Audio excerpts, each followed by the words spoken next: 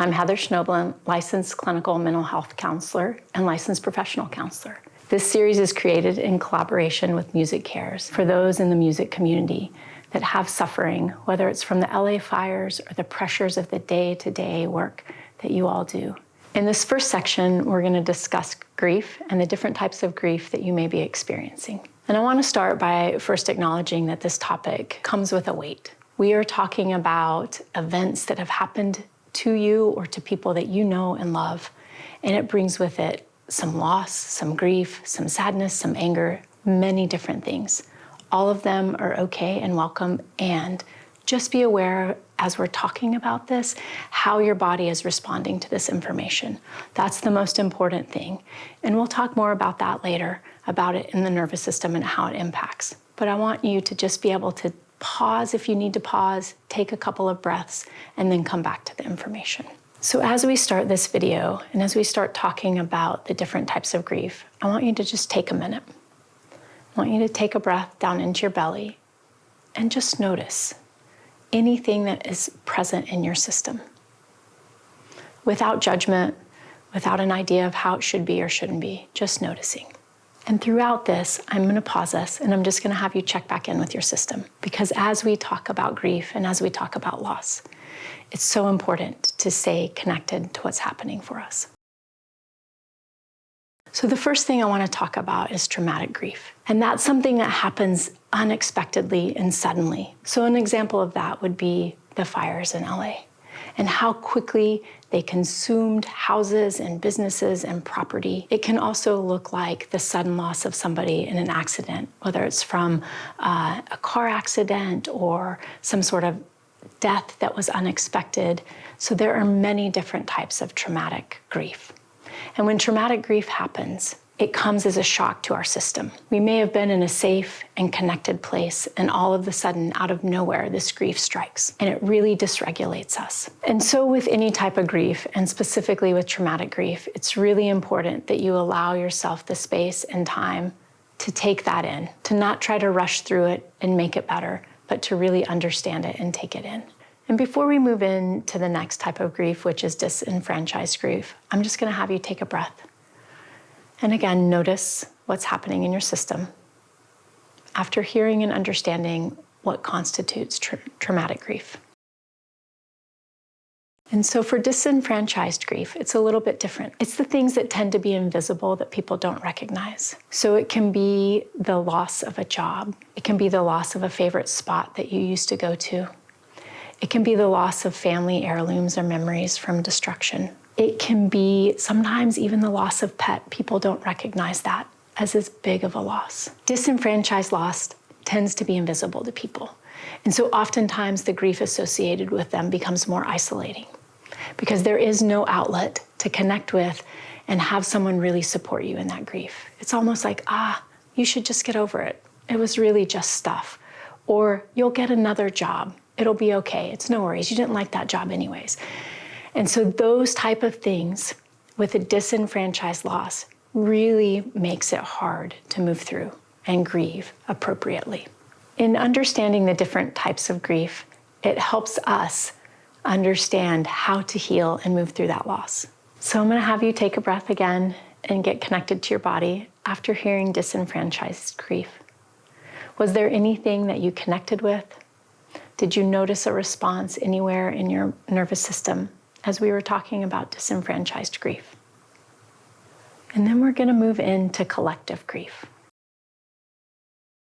And again, just notice what happens as we talk about collective grief. And so what that's going to look like is specifically when there are large-scale events, like the fires that happened in LA. There is communal grief that happens. There is loss of neighborhoods. There is loss of local markets and stores. You're driving down the freeway and you see losses of huge landscapes. And so that is all community and communal loss and healing. And what happens in that and the importance in that is connecting back to your community, connecting in for healing and understanding and going through that grief together. And while each of you may not understand exactly the other person's grief, you have a community that you share that grief with. And connection in those times is so important. Communal grief and community grief also happens in big families and loss that happens with families, or if there's a workplace loss.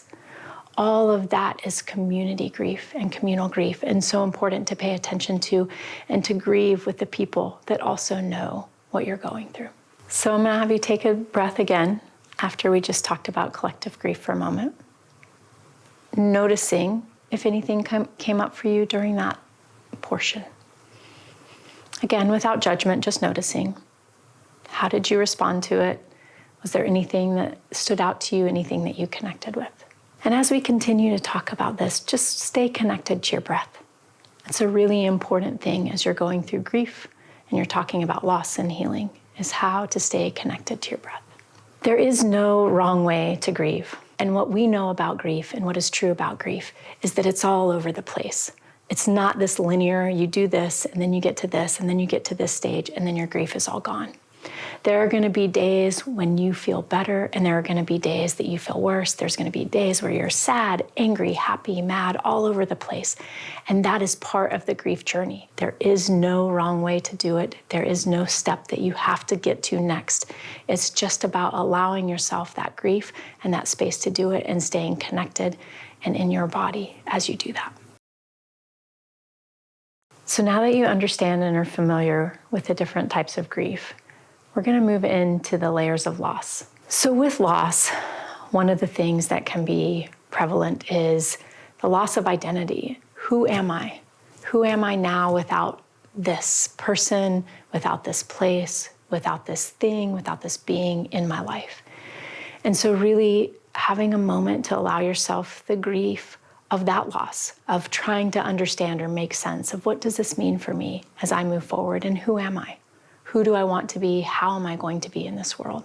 What is it going to be like for me without this person, without this place, without this thing or being? And then another layer of loss is the loss of the object itself. It can be a person, it can be a place, again, a thing, a being. And how am I going to be? How is the world going to be without this object, this person, this place, this thing that meant so much to me?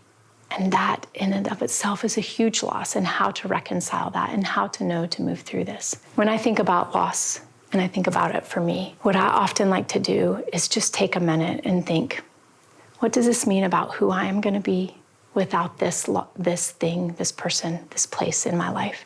How am I going to be? How am I going to learn to navigate this world? Who do I want to be? And how do I want to be? And those are so important as you're losing your identity, the object. There can also be a connection to spirituality and the loss of that. You know, oftentimes, especially with a traumatic grief, something that happens unexpectedly, we can lose our sense of connection to our spiritual life. And what does that mean? And how do I stay connected? And sometimes even blaming. And those are all completely natural. The tricky thing about loss is we may not even understand or know how it's impacting us immediately. And so getting quiet and connecting in is really important. And I would suggest journaling, taking a walk, getting quiet in prayer or meditation, allowing yourself to settle in and start journaling and writing, and just free write. See what comes up when you write about the loss. See what happens for you, see what you notice, see what questions come up on that journal, and allow yourself the space just to let your mind and body dump what it needs to dump. Sometimes it's a walk out in nature. And if you're someone that historically nature has been a safe place for you, that is a great place to go out and be present and be in nature and get quiet with yourself. I also know that there are times that nature has been a safe place, and then there's been a disaster that has happened, and it no longer feels safe to you. And that's also important to listen to. Sometimes in the wake of a natural disaster, we have two responses. We either move toward nature and feel really even more connected to it, or we move away from. If you find yourself still in that place to move toward, going out and reconnecting to nature and the natural world will help you move through some of that grief and that loss in a really important way. Also, a great outlet as you're exploring these layers of loss is creativity, whether it's through music, through art, through dance, anything creative. It's so important to engage with that as well. And so when we think specifically about the music industry and the layers of loss that happen every day, those can be things like storms, loss of electricity. It can be loss of abilities in your body as you age. Maybe you're not able to do the things that you used to do in the work that you do, whether it's working backstage, whether it's playing an instrument, whether it's just being with your family in the way that you used to be with your family. All of those are layers of loss, and they just keep adding up. And oftentimes we forget about the things that happen on a daily basis, and we only focus on the big extremes. But each day, there's opportunity that there's something that we are losing. It can be connection in a relationship at work. Maybe somebody has moved on. Maybe they've gotten a different job. And so after a trauma occurs, there are many layers that happen after that. Maybe your body isn't working the way that it used to. Maybe you're not able to spend as much time with your family. Maybe there's been a transition at work. All of those things add up to these layers that keep us from grieving. So the layers of loss can get even more complicated if you've experienced a natural disaster, because it's often this idea you've lost a house, you've lost a neighborhood, you've lost a home, you've lost heirlooms of your family, and people are like, it's okay. You have insurance, you can rebuild. And then you're confronted with the layers of getting through the insurance, knowing that they're not going to pay for everything, knowing that there's no way to replace everything that you've lost. And so that just complicates the grief even more. And those layers just keep piling on and piling on. Or maybe your neighbor was able to rebuild and their insurance responded right away and you aren't. And then you're fighting and fighting more. Or maybe you're helping other people. You were one of the fortunate people that your insurance was able to help. So again, these layers of grief just keep compounding even when there's a huge natural disaster that happens. Other layers of grief that can happen with a natural disaster are that comparison. Looking around and seeing this neighborhood over here right next door was spared and starting to compare that. And then you have the media, and they typically always are replaying the disaster in this way that just pulls on people's heartstrings and can re-traumatize people. And then you also have the signs that happen in nature. So if it was a flood and the first time it rains, your nervous system is going to have a response. If it was a fire, the first time it gets windy and it's fire season, your nervous system is going to start having a response. And all of those complicate and pile on and just create more and more layers of that loss. So when we're talking about natural disasters, whether it's a flood, whether it's a fire, whether it's a tornado, whether it's freezing rain that cuts out electricity for weeks, there are also these different layers that happen.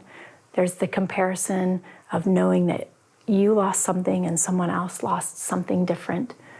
There may be the first time that you feel the winds and you start to smell smoke and your internal response and your nervous system dysregulates.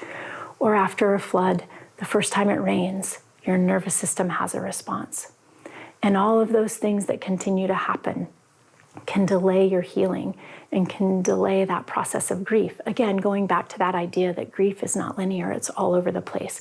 So these things that are happening normally and typically in day-to-day life can just create those spaces where grief bounces all over and it's not going to just keep moving through.